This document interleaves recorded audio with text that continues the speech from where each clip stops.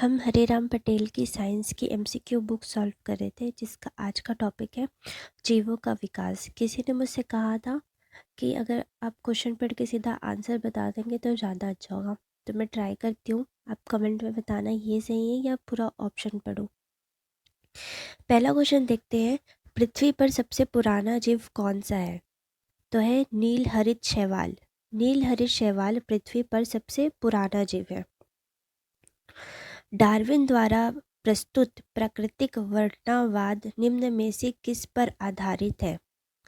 तो ये आधारित है ओवर प्रोडक्शन पर, struggle for existence and variance पर, सर्वाइवल ऑफ द फिटेस्ट पर। तो ये तीनों चीज़ों पर आधारित है डार्विन द्वारा प्रस्तुत प्राकृतिक वर्णनावाद। किस प्रकार का प्राकृतिक चयन आबादी में समरूपता लाता है? तो राइट आंसर है स्थायी कारक चयन। प्राकृतिक चयन आबादी में समरूपता लेकर आता है। स्थायी कारक चयन। जीव विकास को सर्वप्रथम किसने समझाया है? तो ये है लैमार्क ने। जीवों के विकास को सर्वप्रथम समझाया है लैमार्क ने। विकास के उत्परिवर्तन सिद्धांत का प्रतिपादन किसने किया है? तो है ह्यूगो डी ब्रिज ने। विकास के उत्परिवर्तन सिद्धांत का प्रतिपादन किया है ह्यूगो डी ब्रिज ने। इनमें से किस समूह की सभी संरचनाएं अवशेषी है? तो है निषेमक, पटल, पूंछ, कर्णपल्लव की पेशियां, अक्कलदाढ़। ये जो समूह है इनकी सभी संरचनाएं जो हैं वो अवशेषी हैं। जीवाणुओं में उत्परिवर्तन को प्रेरित किया जा सकता है। तो कैसे प्रेरित किया जाएगा? उच्च ऊर्जा विकिरणों से उपचारित करके जीवाणुओं में उत्परिवर्तन को प्रेरित किया जाता है। उच्च ऊर्जा विकिरणों से उपचारित करके। छोटी समष्टियों में किस बात की संभावना अधिक होती है? तो है जीन विचलन की। छोटी समष्टियों में जीन विचलन की संभावना अधिक होती है। सर्वाधिक गंभीर संघर्ष है तो है सजातीय संघर्ष। सबसे गंभीर संघर्ष होता है सजातीय संघर्ष। पुरुषों में वृषण तथा स्त्रियों में अंडाशय की उपस्थिति किस प्रकार की समजातता दर्शाते हैं? तो ये लैंगिक समजातता दर्शाते हैं। विकासवाद का सिद्धांत किसने प्रतिपादित किया है? तो विकासवाद का सिद्धांत डार्विन ने प्रतिपादित किया है।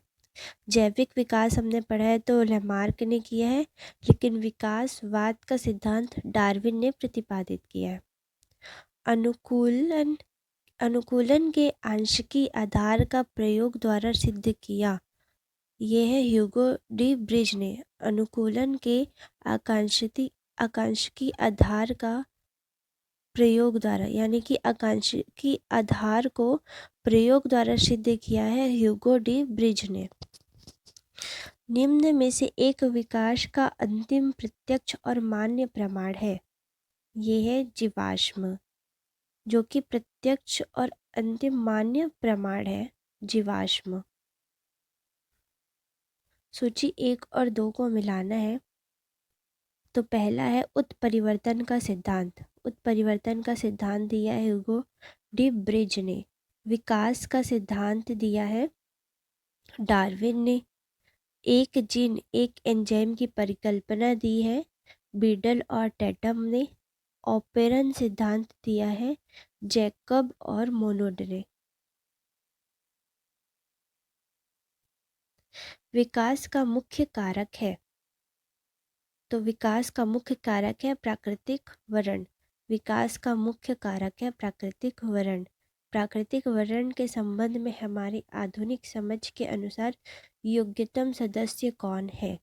तो जिनमें वातावरण के अनुसार अनुकूलन की सबसे अधिक क्षमता होती है वही सबसे योग्यतम सदस्य है, और उसको ही प्राकृतिक वर्ण कहा जाता है, जो अपने वातावरण के हिसाब से ढल जाते हैं।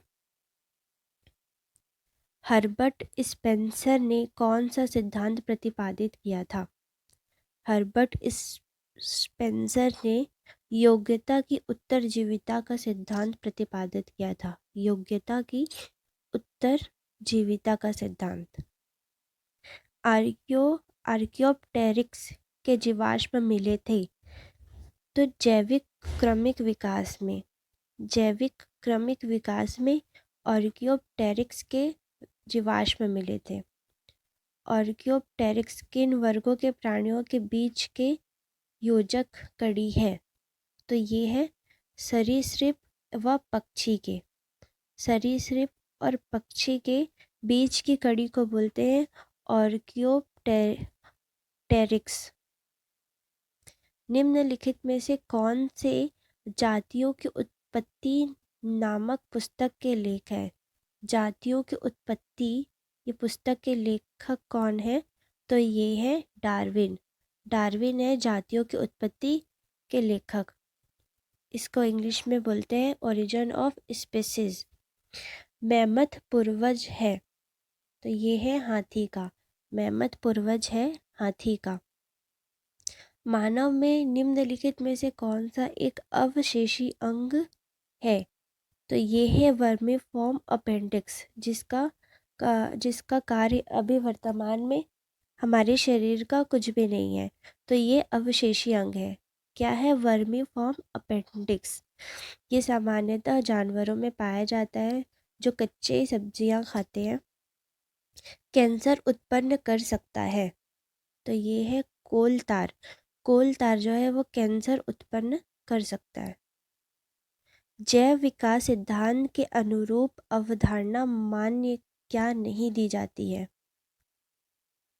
तो है अकारकीय या प्रारूप विज्ञानीय जाति का।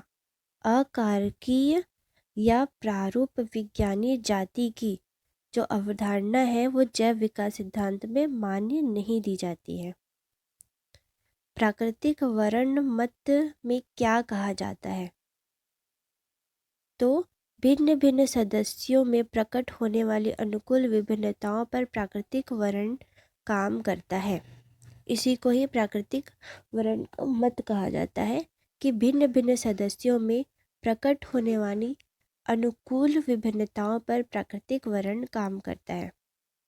प्राकृतिक वर्ण द्वारा जातियों के विकास की परिकल्पना किसके द्वारा दिया जाता है? तो ये है डार्विन द्वारा। प्राकृतिक वर्ण द्वारा जाति का विकास की परिकल्पना दी है डार्विन ने। डार्विन ने नई जातियों की उत्पत्ति किसके द्वारा बताई है? तो ये बताई है प्राकृतिक चयन के द्वारा। प्राकृतिक चयन या प्राकृतिक वर्ण का प्रतिपादन किसने किया है? तो डार्विन ने किया है। जीवों के विकास के संबंध में डार्विन के सिद्धांत में कौन सी कमी थी? तो ये है भिन्नताओं के कारणों की व्याख्या न होना। भिन्नताओं के टेरिक्स। ये क्या है? ये जोरासिक युग का सर्व पुरातन पक्षी है। जोरासिक युग का सर्व पुरातन पक्षी है जो कि सर्प और पक्षी की तरह होता है। सर्प और पक्षी की तरह होता है। आर्कियोप्टेरिक्स। गैलापैगोस द्वीप समूह पर रहने वाली फिंची किसका उदाहरण है? तो ये है भिन्न देशी जाति उद्भवन का। गैलापैगोस द्वीप समूह पर रहने वाले फिंची किसका उदाहरण है? तो भिन्न देशी जाति उद्भवन का।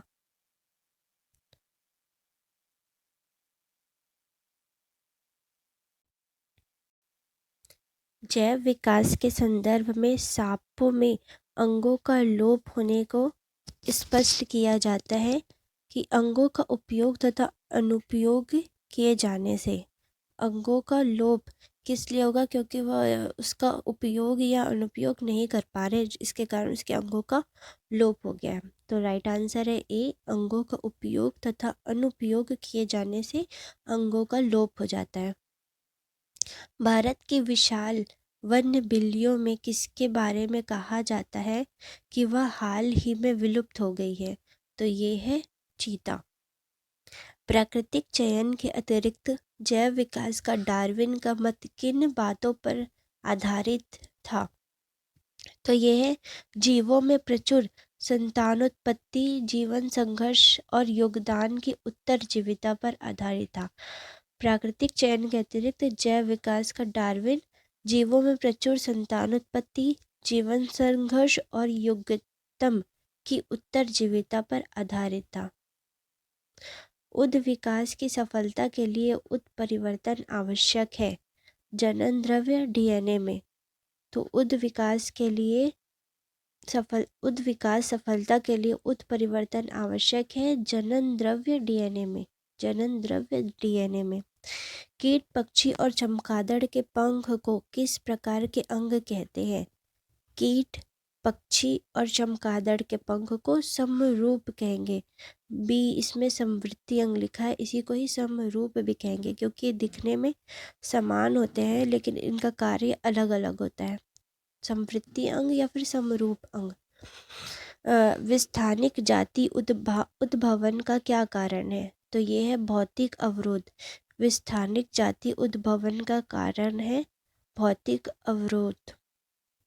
यानी कि कोई जाति इस जगह पर रह रहे, यहाँ पर कुछ भौतिक, जैसे कि समुद्र का तूफान आ गया है या कुछ आ गया है जिसके कारण वो वहाँ से विस्थापन कर चुके हैं भौतिक अवरोध के कारण, तो इसको बोलेंगे विस्थानिक जाति का उद्भवन। डार्विन ने किस जहाज पर प्रकृति वैज्ञानिक के रूप में यात्रा की है? तो ये है बीगल में। डार्विन ने बीगल में प्रकृति वैज्ञानिक के रूप में यात्रा की है। नेचुरल सिलेक्शन का सिद्धांत किसने बनाया है? तो डार्विन ने। नेचुरल सिलेक्शन का सिद्धांत बनाया है डार्विन ने। निम्न में से समजात अंग किस सेट से है? तो है सील के चप्पू, घोड़े के अग्रपाद, आदमी के हाथ तथा चमगादड़ के पंख के समजात अंग के हैं। ये दिखने में अलग अलग है परंतु इनके कार्य एक जैसे होते हैं, तो उनको समजात कहा जाता है। आयरलैंड के पारा सिंहों के निरंतर पीढ़ी दर पीढ़ी वृद्धि करते सिंह उनकी विलुप्ति का कारण बने। इस उदाहरण द्वारा किस सिद्धांत की आलोचना हुई है? तो ये है डार्विनवाद की आलोचना हुई है। आकस्मिक आनुवंशिक परिवर्तन को कहते हैं उत्परिवर्तन। आकस्मिक आनुवंशिक परिवर्तन को कहते हैं उत्परिवर्तन। आर्कियोप्टेरोजोइक महाकल्प के जंतुओं के जीवाश्म नहीं मिलते थे क्योंकि वे थे मुलायम शरीर वाले। योग्यतम की उत्तरजीविता का संबंध किससे है? तो है जैव विकास से। योग्यतम की उत्तरजीविता का संबंध है जैव विकास से। डायनासोर थे तो ये मेसोजोइक सरीसृप थे। डायनासोर मेसोजोइक सरीसृप थे। औद्योगिक अतिकृष्णता किस जीव में पाई जाती है? तो ये बिस्टन बीटुलेरिया में पाई जाती है। औद्योगिक अतिकृष्णता पाई जाती है बिस्टन बीटुलेरिया में। मच्छर एवं मक्खियों में कीटनाशकों के लिए प्रतिरोध का विकसित होना किसका उदाहरण है? तो यह है दिशात्मक चयन का। मच्छर और मक्खियों में कीटनाशकों के लिए प्रतिरोध का विकसित होना दिशात्मक चयन का उदाहरण है। ये लास्ट क्वेश्चन है।